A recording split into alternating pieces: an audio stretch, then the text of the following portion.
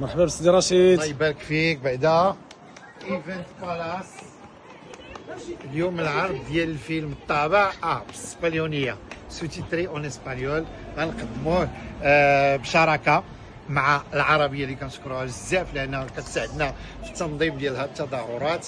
و ايفنت بالاس اللي غيتعرض فيه الفيلم، وبمناسبه هادشي كله مجانا بمناسبه عيد العرض 10 المجيد.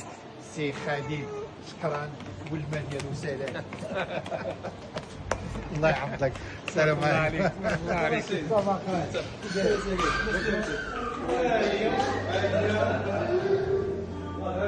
الله يحفظك.